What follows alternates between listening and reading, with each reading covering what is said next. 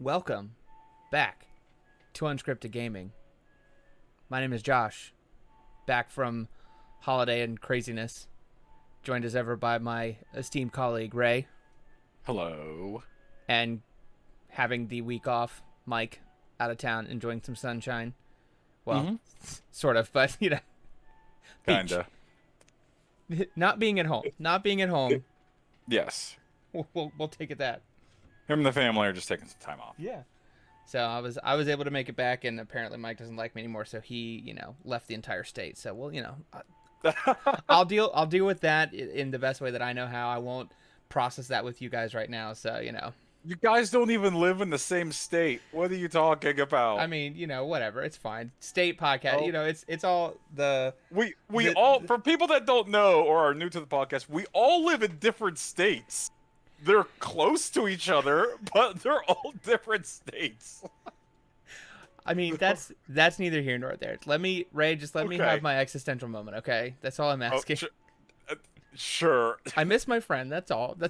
Okay, that's fair. That's fine. That's fine. So, how you been, Josh? Good. I think I talked about this on one of the earlier podcasts, but I got a new job recently, so that has kept me quite busy. But other than that, things are good. Um, yeah, life is good. Playing a little bit of video game here and there. Other than that, trying to enjoy summer before it's gone because it's running away from us very quickly. It is creeping. It Ray, is how are creeping you? away. I'm doing well. August this year has been my time to like decrease the amount of games I've been playing. So I've been going to the gym a lot more. There were two indie games I had sidelined that I decided to go ahead and give a shot. We could just get into that. Start talking about what games we've been playing lately. Yeah, let's do it. Um, so one of the indie games was Panzer Paladin, which is a indie game based on you're an android named Flame inside of a mech named Grit, or they call them Panzers. And it's a very Mega Man like 2D side scrolling. I guess it's a 16-bit game.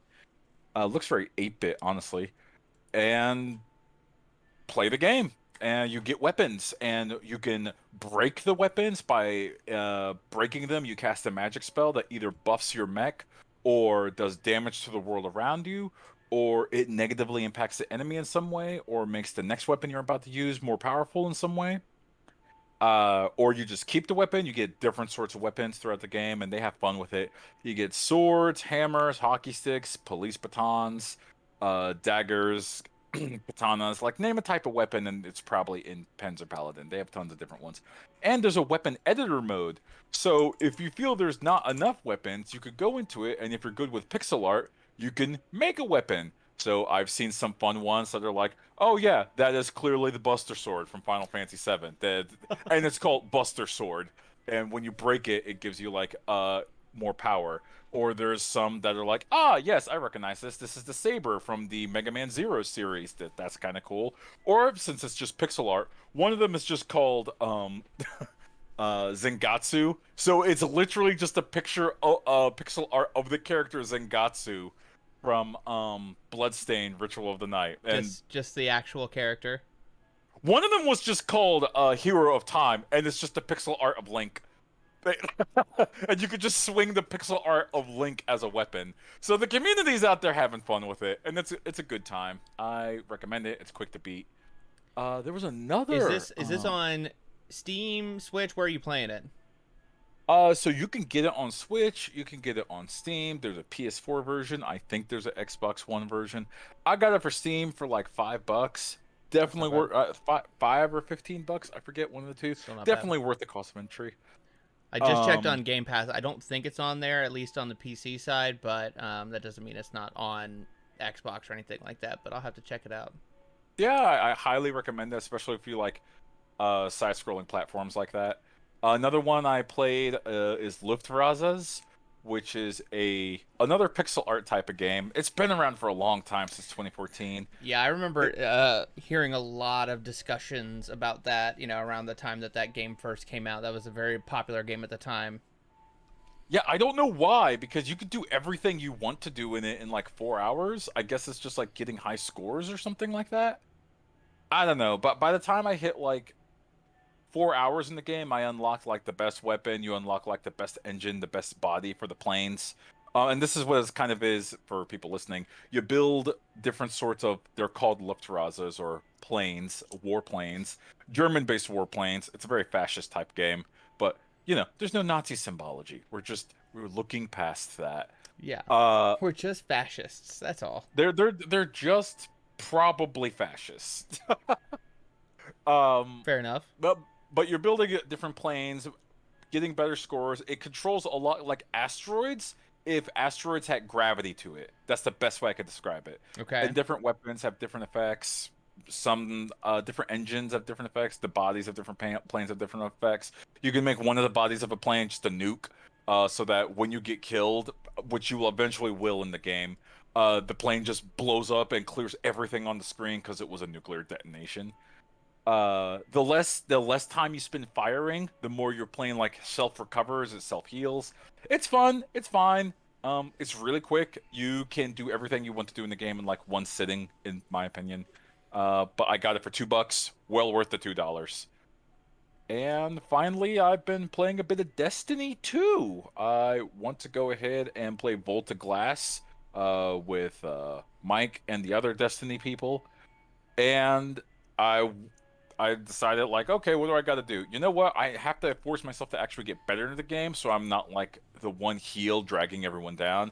So what's the way you get better? As I always say, you go into the online mode, you log in, you get your shit kicked in, you just get pummeled, and then you pick yourself back up and keep doing it. So I've been playing like exclusively Crucible just to force myself to get better at the game. And it's kind of working. I'm starting to get my KD ratio before I started doing that was typically at like a point 3, point 4. Um not good is the best way to put that. Not great. But lately it's now been at 8 point I mean point 8 or a 1.0. So Okay. I'm Okay. getting there. You're I'm getting there. getting Yeah. there. After 3 days of actually giving a damn, I actually am starting to see marked improvement. Best way I'm treating it is like it's a more advanced type of Halo, is the way I have been going at it with the mindset, and it's starting to work out. But enough about me. What games you been playing, Josh? So, in the limited time I've had to play games with the new job, still diving in a little bit here and there with the kiddos on the Pokemon Snap. Um, Not much to say about that game. It is more Pokemon Snap with more modern trappings, but more of the same. You drive around in a on rails. You take pictures of Pokemon, and you go from there. It's very pretty. It's fun. Pretty much exactly what Pokemon Snap in 2021 should have been. And then I also have been diving into Jedi Fallen Order. Been playing that through Game Pass with the access to the EA Play basic tier. So I have absolutely no idea how far I am in that game, but I'm having a good time. I think the characters and the story that they're telling are very compelling. And as a filthy casual person who picks up a game, plays it for a half hour, 45 minutes, and then puts it down for 2 weeks, and then comes back and plays it for 2 hours, after 2 weeks, having a mode that is literally just, hey, you're not like not doing anything, but like you're really more here to sightsee and play the game and feel the story. So like, you don't have to have the frame perfect timings to blast the laser beam back at a stormtrooper like you want to, or tuck and roll and then flip somebody around and shove a lightsaber through their back. You're here and you're having a good time, and you're still gonna die a lot, and it's mostly because of the animals, and the animals are actually somehow the hardest thing about that game half the time. But no, I appreciate that mode very deeply, because it doesn't feel like it's overly holding my hand, but it's not like I'm sitting here bashing my head against a wall trying to get that frame perfect timing and ducking around the elite shock troop to proceed to the next set piece and stunning visual area. So, Right. but yeah, liking that game so far. And then I haven't played as What planet are you on? I should ask.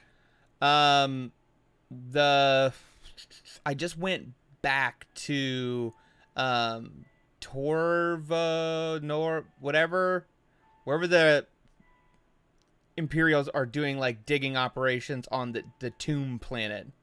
Gotcha. I thought for a second, for just 1 second, you were about to say Torvis Bog from Metroid Prime 2 Echoes. And I'm like, oh, That's where my mind kept gosh, going. That's where it kept gosh. going.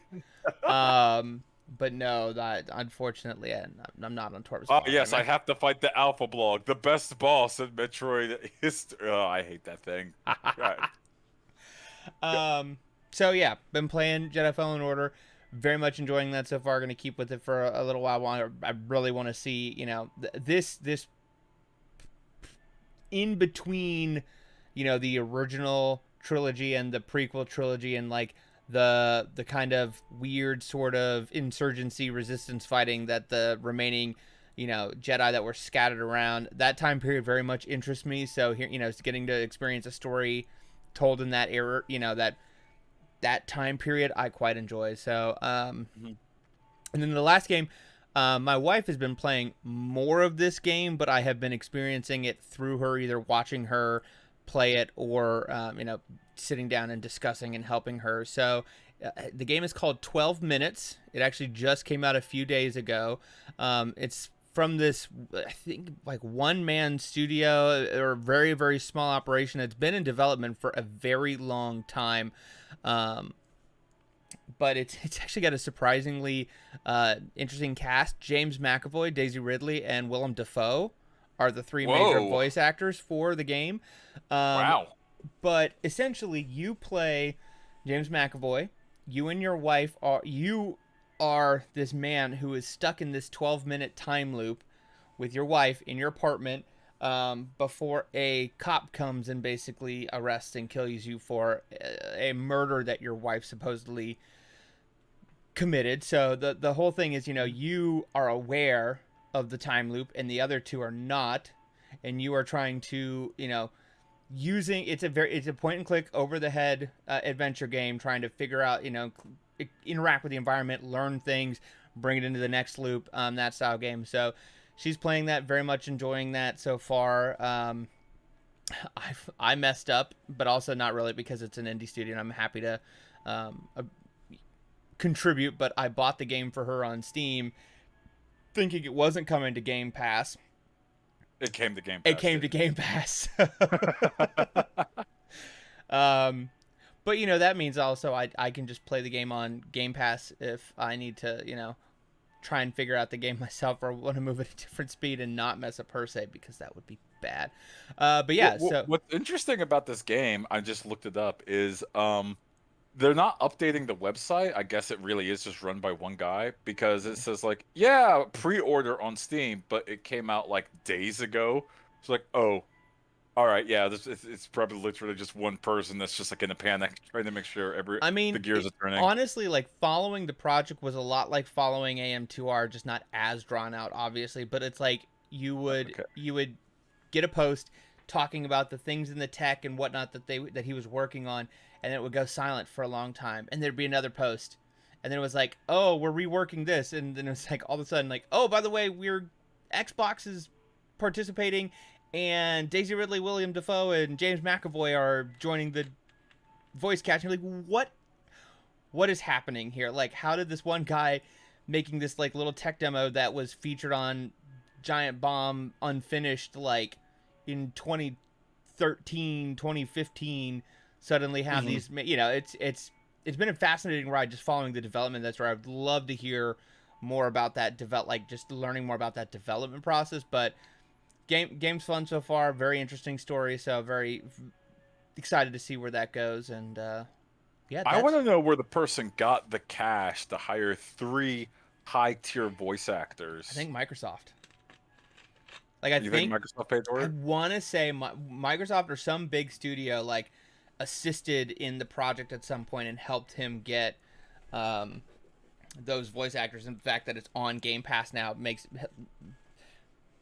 makes me think that I'm correct in remembering that, but I want to say I think Microsoft came in and like was assisting with that at a certain point and helped get those deals Interesting. across the line. It's got a publisher that you've probably heard of before. Um, Annapurna Interactive. They did The Outer Wilds, Mm. a pretty good game. They're publishing also the game Stray, which is coming out. You can play a stray cat. They got the game I'm kind of interested in, Solar Ash, which is a supposed to be a Suedo sequel in a way or something like that. I don't know. To Hyperlight Drifter, definitely has the same art style and it's clearly made by the same team. Yeah. And Hyperlight Drifter is great, but it's also very Dark Souls-like in its masochism. So, your mileage may vary how Yeah. much fun you have with it. I fell off of Hyperlight Drifter for that very reason. Like I was enjoying the game. I thought it was beautiful. I thought, at the time I remember thinking the story was interesting, but I remember also like hitting a point where I was just putting way too much effort. The effort interest line started to skew on the wrong side and I was like, no thank you. I don't know if I mentioned this on the podcast ever. I thought I did, but the best way to play Hyperlight Drifter is with a guide. It is a guide game. There are people that say like, no, don't play it with a guide. No, no, no, no. Have fun with the game. Bust out a game guide, and you will have way more fun. I did. I beat the first dungeon without a guide. I beat dungeons 2, 3, and 4 with a guide, and I had substantially more fun. Substantially. Uh, anyways, other games you might be playing.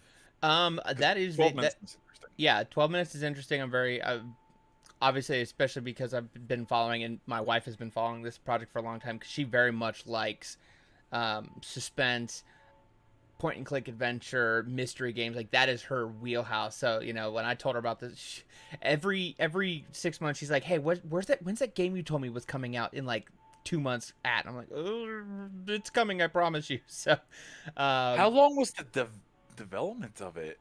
I want to say the first like unfinished that Giant Bomb ran on it was like in 2015, maybe. Wow. Okay. It's been around for a while, maybe 2017, but it's been a long time for sure.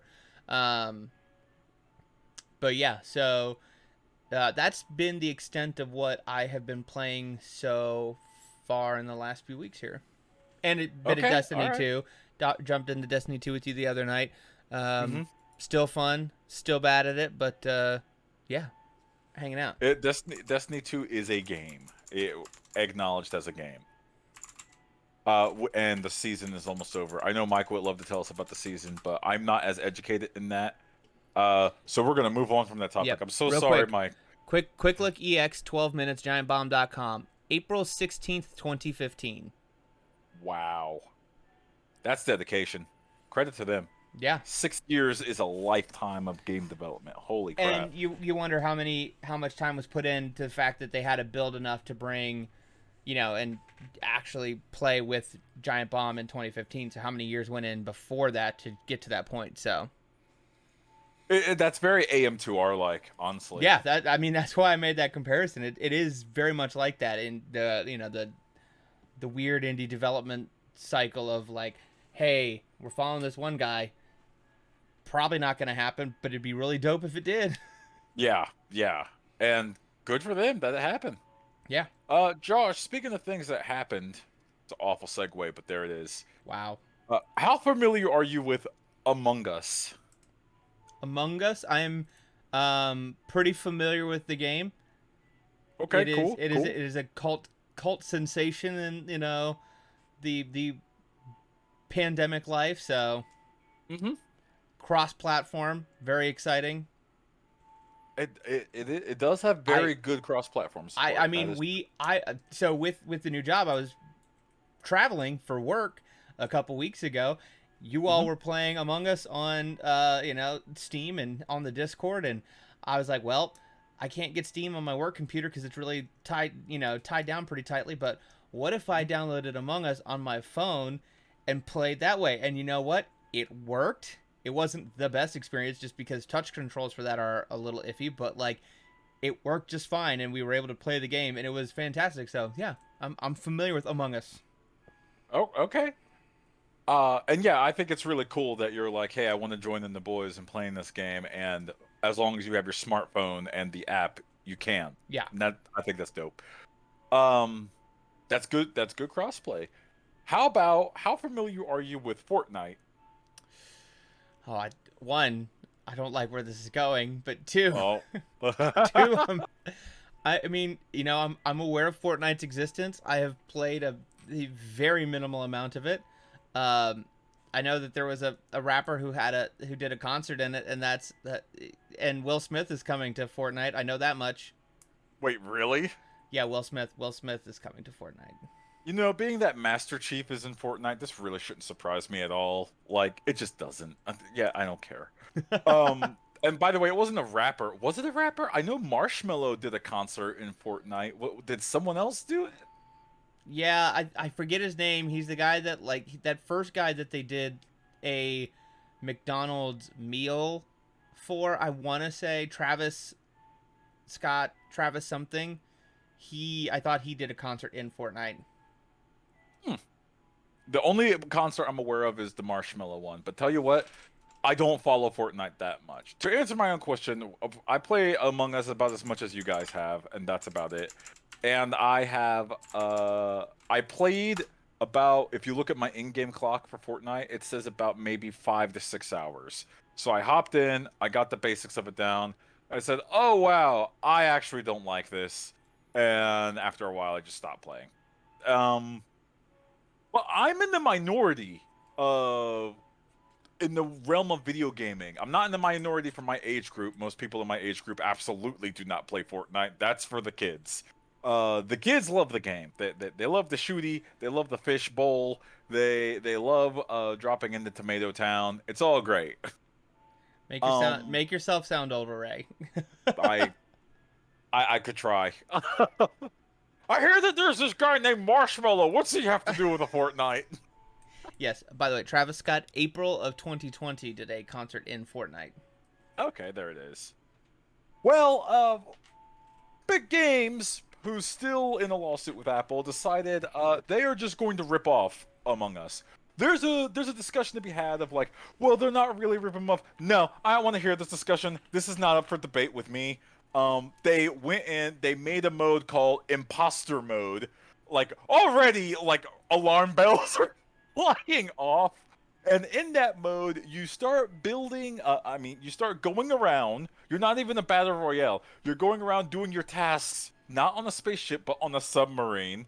And someone can at any time declare, "Uh-oh, we need to call an emergency meeting," and then everyone gathers into the middle of the submarine to start accusing other people of what happened. By the way, that's about the only time you could talk. And if you accuse someone of being one of the two imposters, you eject them from the submarine and they drown, as opposed to asphyxiation from the vacuum of space, you asphyxiate from the depths of the ocean. I'm sorry. This angers me. This is like so blatant. It actually seems illegal. Like, let's get into the nitty-gritty. The developers of Among Us, Inner Sloth Games, they've commented and they're like, "Guys, we wouldn't even be that mad. We've been trying to like collab with you for years now, and now you guys just go and do this. You just steal our idea." It should be noted that every major gaming news outlet, The Verge, Kotaku, PC Gamer, all of them have contacted Epic Games to get their take on everyone that has ever touched Fortnite in any like large capacity, from professional streamer to small gamer. They're all calling it the Among Us mode. They're not calling it imposter mode. They're calling it Among Us mode. Um, Epic Games cannot be ever reached for comment Huh, on people weird. saying, yeah, odd, about people saying this seems like a straight ripoff. This is gross. This is disgusting. Inner Sloth is a studio of like 12 people. For Epic Games, which is a multi-billion-dollar company, to just like out and out rip off their idea and change almost nothing. Even the level design of the submarine looks extremely similar to the Skeld. As a matter of fact, the lead level designer for In the Sloth posted a side by side on Twitter, and I might actually just post it right here. I might post a link of it right here down below, showing like, guys, I don't know, this is too close for comfort. As a matter of fact, Josh, I want your opinion while I go ahead and look this up. Yeah, send that over to me. I gotta see that. But send it to me on Facebook so I don't mess up the recording. But Okay. the I I want to be surprised, but But do we remember that Fortnite Battle Royale was not the original game mode for Fortnite Save the World? The original no. game had nothing to do with Battle Royale. And then Fort PUBG came Yep. out. And then all of a sudden Fortnite has its own Battle Royale mode. Now granted that, that arms race took off across the board and everybody has, their own Battle Royale now, but it's like Yeah. Fortnite and Epic kind of got to where they are by doing exactly that. So I can't be too surprised. Now I will say, PUBG is still was a relatively smaller studio at the time, but like has grown into a behemoth. Like the Among Us developers are still pretty darn small. Um, so to say like I don't know, it just feels a little more slimy. Um.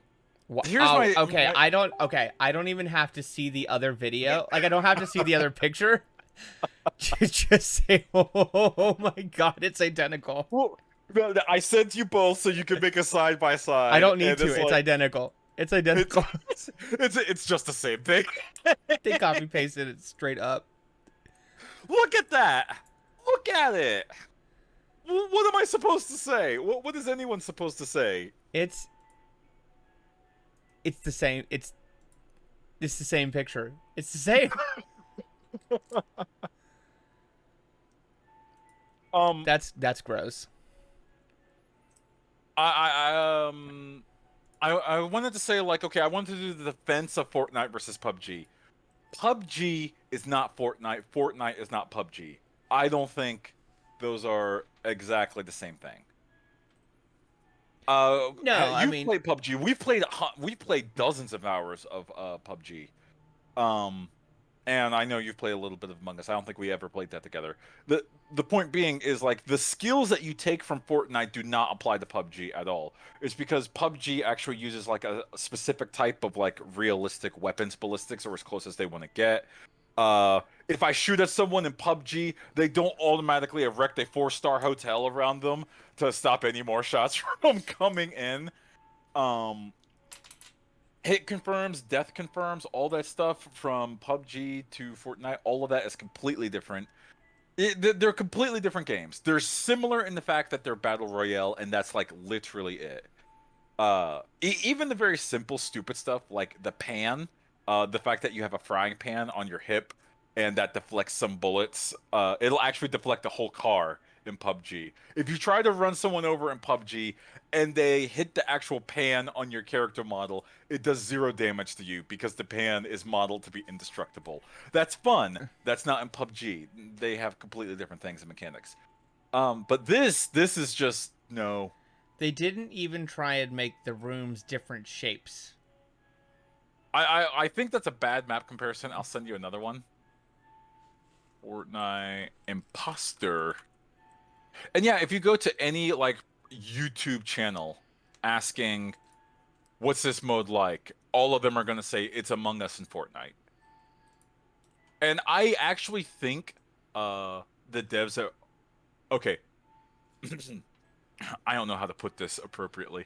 I think the people working at the Fortnite division for Epic Games, I don't think they want this sort of scrutiny constantly on them.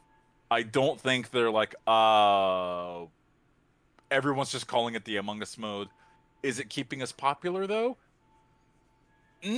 Because if I would, I don't know. Maybe this is just me. Maybe I'm just a weird bleeding heart person. Here's a better map rendition. There you go. And then you can compare it top down. Point being, it's, oh man.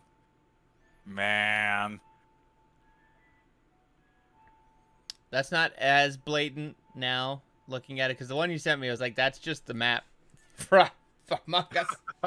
Um, but still, like, yeah, and it's one of those situations where it's like, I don't know that necessarily the Among Us developers have any really like what their case is there. If there was anything, especially given the size of Epic, like there's not I much you can think do. they could take a case to court, but they definitely don't have the money of fucking No, Epic Games. no, absolutely not. I think this is literally a case of a big bully beating up on the little guy, like just straight up stealing an idea from the little guy, and Yeah. there's nothing that they could do about it. Which doesn't really do a lot to help Epic in its time of like, oh, we're the big we're just trying to help the little guys from the big bully tech guys, so let us not pay 30%. Like, it just doesn't. Those two things don't work together, and it's not that I'm saying that Epic doesn't have grounds in its lawsuit, but when you do things like that, it doesn't make you seem like the White Knight. It just makes you seem like an exploitator. Like, in my opinion, to me, and this is just to me, Epic lost in the court of public opinion for me only because they're like, we're going to violate Apple's terms of service because we can. And Apple says, well, no. And then they kick them off. They're like, ha! You fell into my trap card. We violated your terms of service just so we could take you to court. And it's like, what? Well, what is your issue? They charge us 30%. They should charge us less. You're Now, a I think multi-billion-dollar company. I think there are plenty of people who do see Epic in a positive light on that front, just given the size and scope of Apple's cut and just how locked down and hard they make it for smaller creators on that platform, especially. So I think in that sense, you do see some positivity towards what Epic is doing in that front. But yeah, this does not help their, like, we're here to help the little guy cause in case. No, you're at here all. to steal from the little guy. Yeah. Like, rob them blind. It's gross to me because that means that if they're willing to rob from a small indie studio, no one is safe. Like, there's no line. That the only people that are safe are the people they can't, like, get countersued from, like some big Yeah. name like an EA or Activision. They'll steal from anyone, no matter what. Even if it's a little indie dev that made a fun little game that came out years ago and only got popular because one streamer picked it up and then a bunch of other streamers, and then it cascaded down, and now Fortnite wants that sweet Among Us money. And it's not even like it's for what? You're the biggest name in gaming. What was the amount of money you were earning not enough? Did you need all of the money?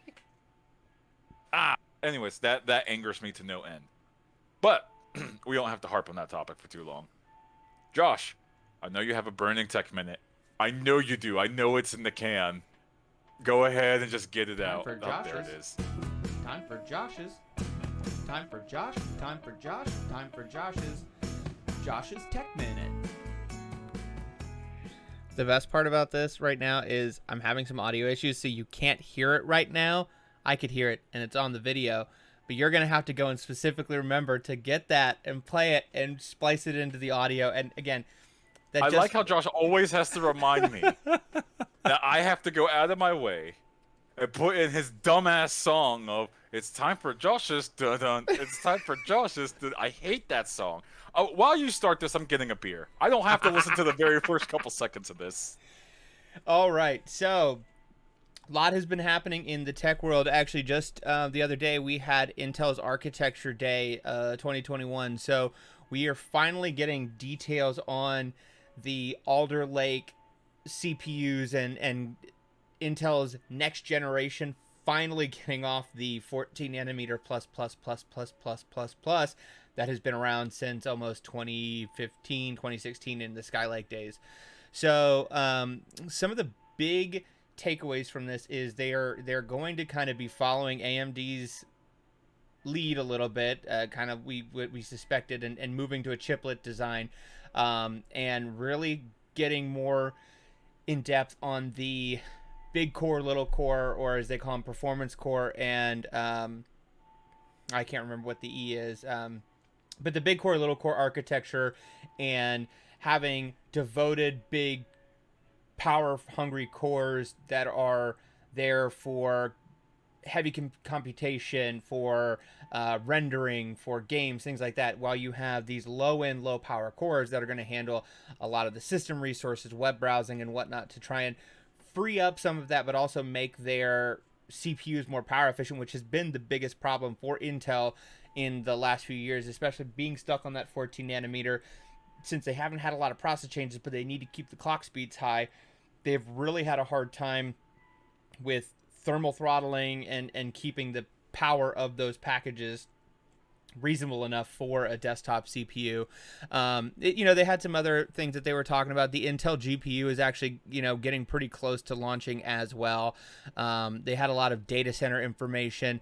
But again, the big thing is that the new architecture finally getting ready to come out sometime later this year, early next year. You're really going to have to pay attention if you're going for an Alder Lake CPU, because things are going to be changing where, normally it's like, oh, if you buy an 8-core CPU, you're going to have 16 threads. But with the threading of some of the performance cores, that may not be the case, where you could have an 8-core 12-thread CPU, because some of those low power cores aren't going to be hyper threaded. But especially with, a lot of those new regulations around power efficiency coming out, Intel's really trying to focus on trying to do something. They even had not Intel, but Microsoft talking that some of the changes that they're making in terms of scheduling tasks on the CPUs, because of the way the new architecture is within Windows 11, helping that and ensuring that we're not wasting performance by the CPU just not knowing how to schedule things because the cores aren't talking to each other properly. I think this next round of CPUs, we're going to see Intel coming back into some serious competition after, kind of having ceded so much ground to AMD over the last few years. So it's a very interesting time to be watching the CPU market. It hasn't been this interesting in a long time, and seems to be really pushing forward. So we'll see what happens over the next year or so here. We also you always beat the drum of Intel getting their dick kicked, per se, by AMD. Now, granted, I will say it is looking sexy for AMD GPUs and CPUs lately. But they haven't toppled Intel. They've just looked like the better option. No, but they have eaten a significant portion of the market share, especially in the, desktop DIY space, and have even started to trickle into the laptop space, where AMD almost has not had a hold even before the success of Ryzen. You just did not see a lot of AMD CPUs in the laptop space. So, when you have Intel was just refreshing the same process node for 6 years, and AMD coming out and pushing the envelope every single year and putting out something new, increasing what they could do, increasing core counts, changing, increasing the IPC, getting more power efficient. You really see Intel finally starting to say, okay, we can't just rest on our laurels, and doing some actual innovation. So, we heard about 10 nanometer it's such a big deal that Intel has changed their naming scheme to no longer say it's not Intel 10 nanometer anymore. It's Intel 7. You know why? Because TSMC and AMD are on their 7 nanometer, and Samsung's on their 7 nanometer and even 5 nanometer processes. So Intel's like, we can't be on 10 nanometer. We have to have a number like everybody else. So,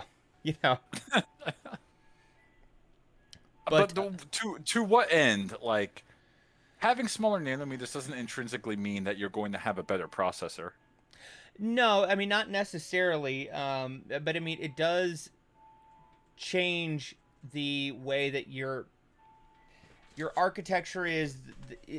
it also helps with power efficiency if you are able to shrink it down to the point where you are um, getting those nodes closer and closer together. It certainly doesn't hurt. I mean, we saw with Intel, in the last few years, being stuck on the same process node and being having the same size.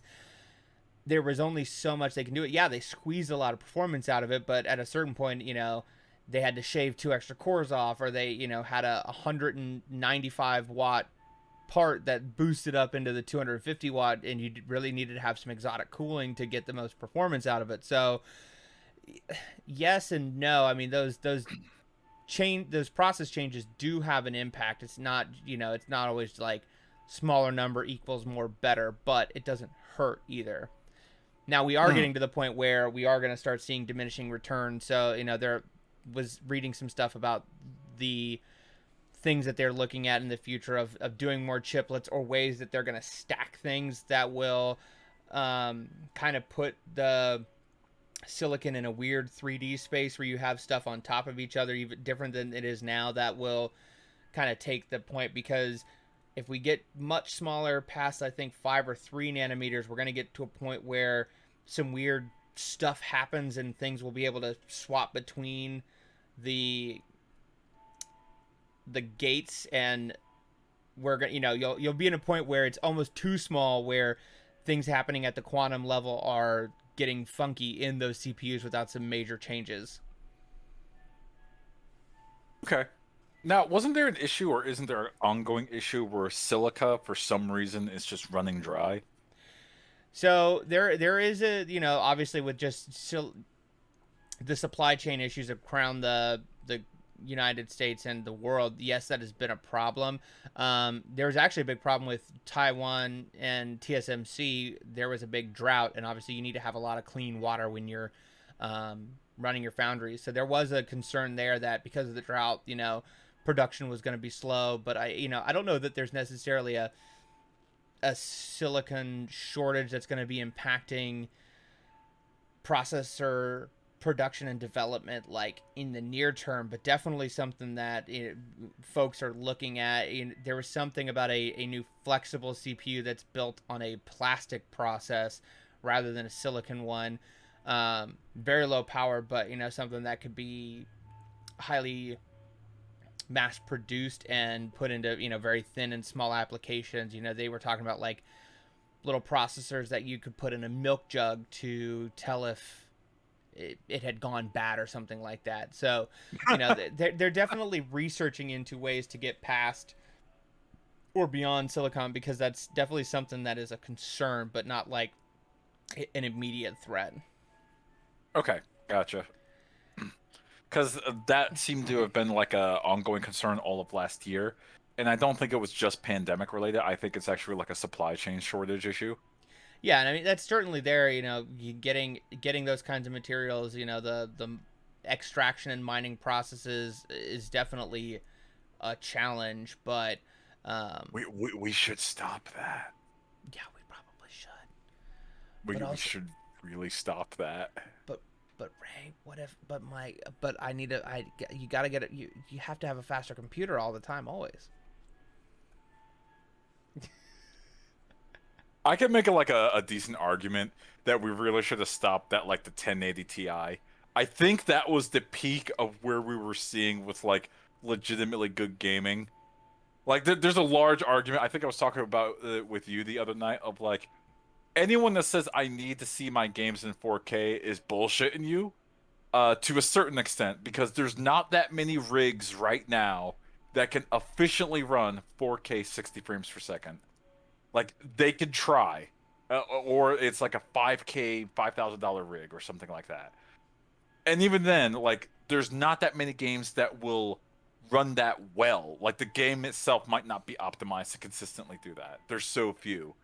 So I get it. It's there. It's existing. We're not there yet, but we haven't like been there for like I want to say the past 8 years since 4K has been around. Am I mistaken in that? Am I missing that mark? It No, might be just we're hitting like extreme bottlenecks here, people.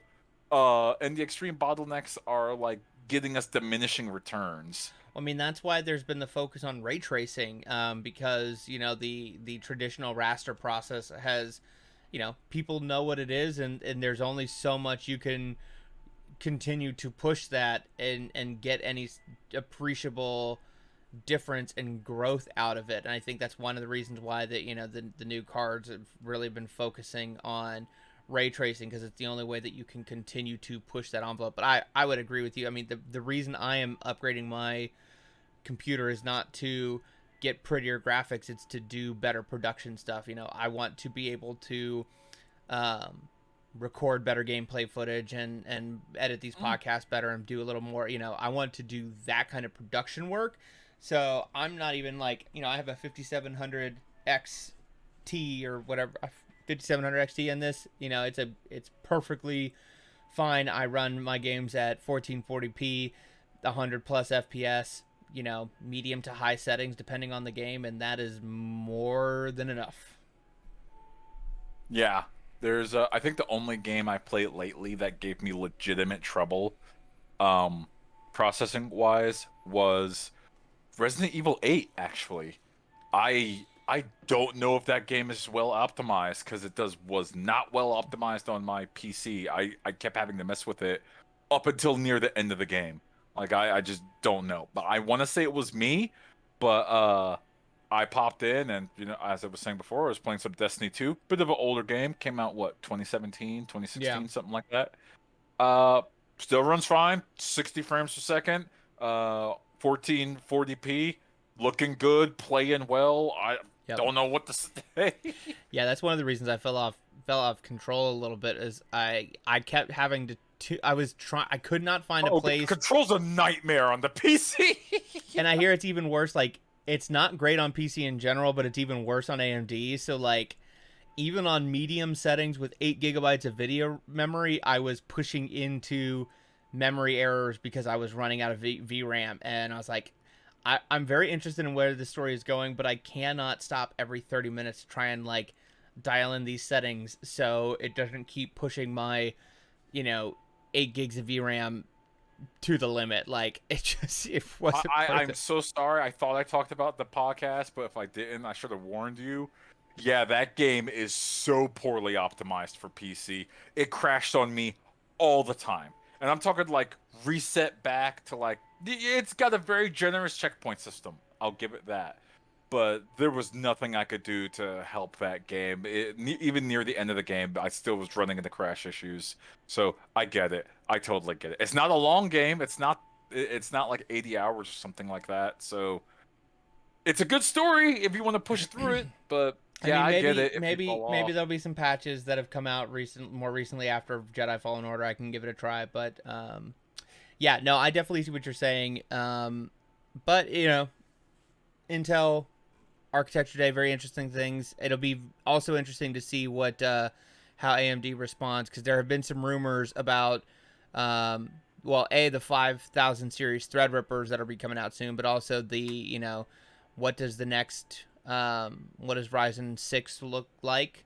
I do believe one thing I do know about Ryzen 6 is they're actually going to go to a LGA socket like Intel chips, not the PGA anymore. So no more fragile pins on the actual chips.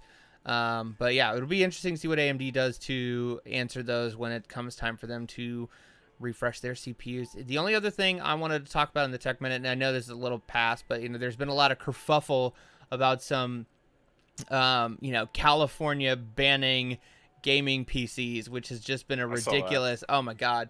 Uh, on It's a honestly, bit more complex than just California bans gaming PCs. yep. And It's honestly, I think that the regulations that the California and those other states, and I think British Columbia have put in, they're good. They should be that way. can we take a moment? Can we take a tiny bit of sidebar here? Just a small one. Yeah. Everyone. That's everyone listening to this podcast as well. Our consumerism needs to stop. We need to slow the fuck down. For those of you listening to this thinking that like global climate change isn't a real thing, for fuck's sake, there are certain states that are still burning whole provinces of California, or not California, I'm sorry, Canada. But California in and of itself has a lot of issues. We should probably slow down our consumption rate.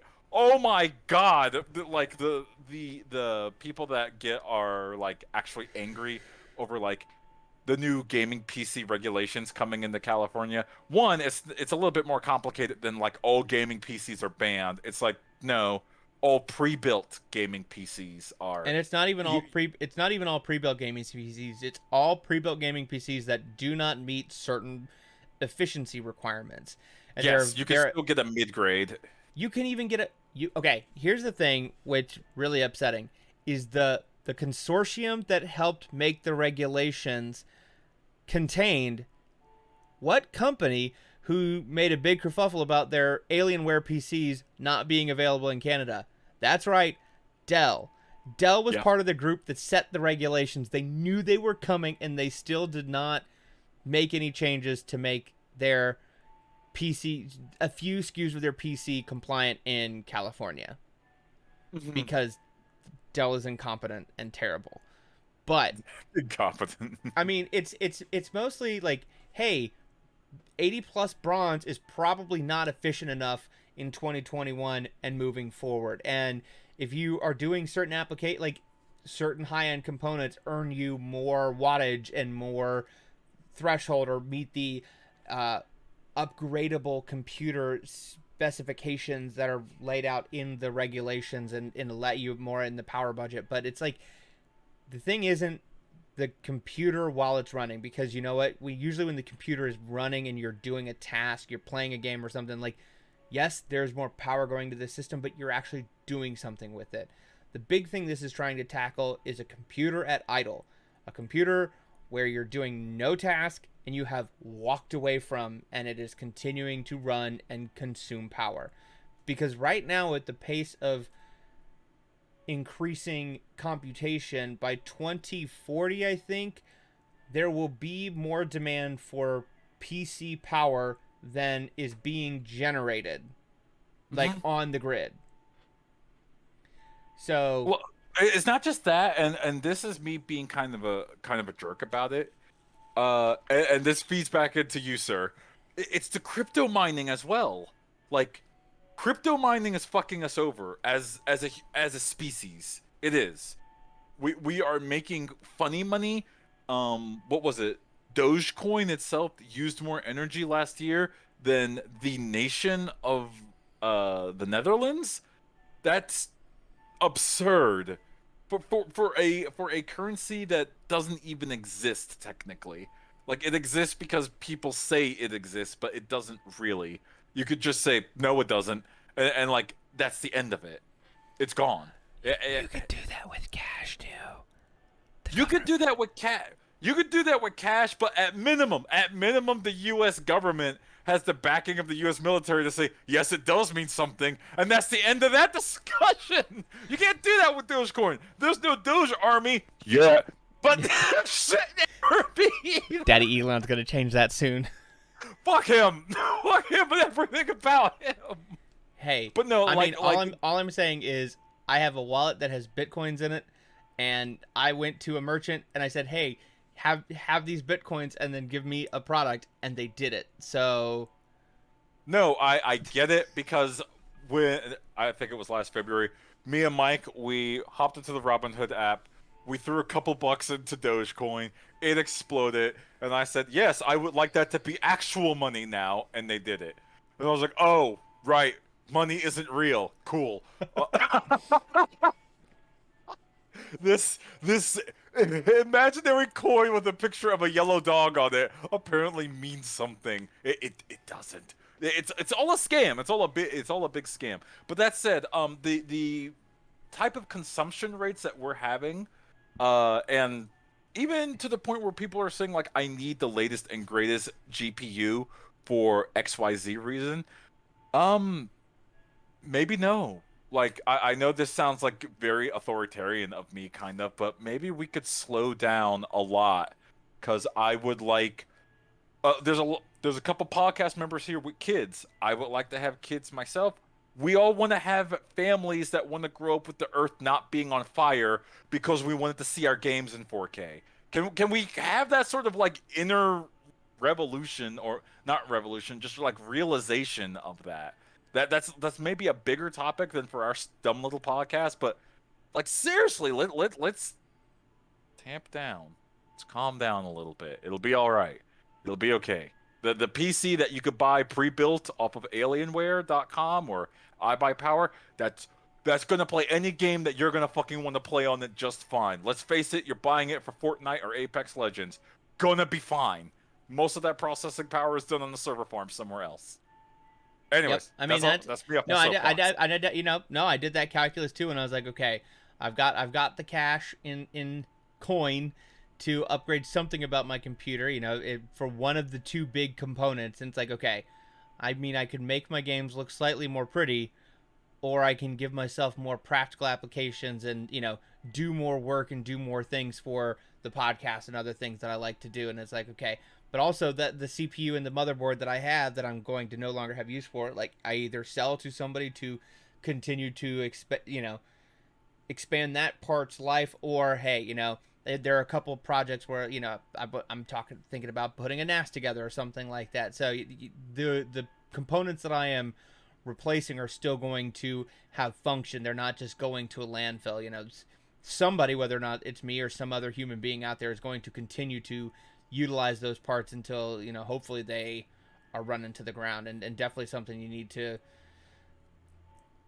reflect on before you make a decision of like, why am I buying this? Am I buying it Yeah. because I have an actual need or function for this thing, or just because like more frames equals more better? I've made this argument on the podcast before. I'll say it now.